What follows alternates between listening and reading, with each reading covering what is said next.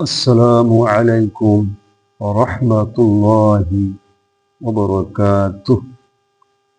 মহান রব্বুল আলামিন বলেন, লাকাদ কানা লাকুম ফি রাসূলিল্লাহি উসওয়াতুন হাসানাহ। নিশ্চয়ই আল্লাহ রসুলের জীবনের মধ্যে রয়েছে তোমাদের জন্য উত্তম আদর্শ। আর বাংলাদেশ জামায়াতে ইসলামী একমাত্র এমন একটি দল যারা আল্লাহ রসুলের জীবনকে একমাত্র আদর্শ হিসেবে গ্রহণ করে। সুতরাং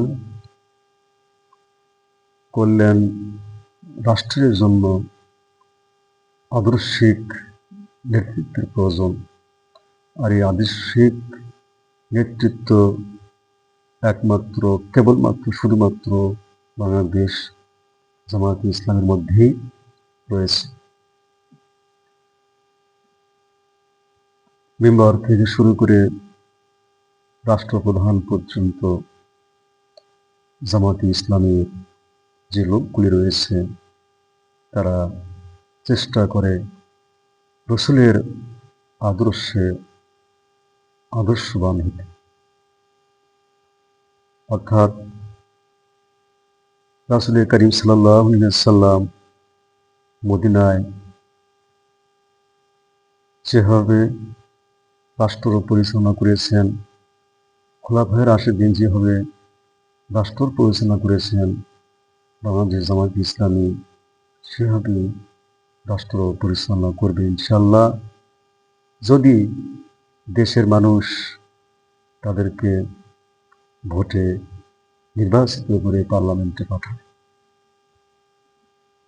আর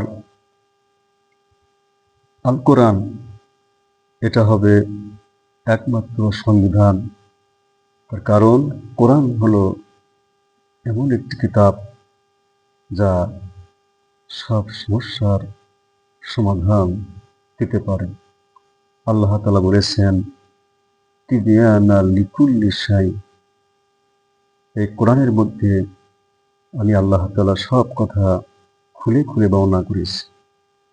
তাই ব্যক্তি, পরিবারের, সমাজে, রাষ্ট্রে শান্তি পেতে হলে অবশ্যই জামায়াতে ইসলামীকে ভোটে নির্বাচিত করতে হবে। মহান রব্বুল আলামিন তৌফিক দান করুন। আসসালামু আলাইকুম ওয়া রাহমাতুল্লাহি ওয়া বারাকাতুহু।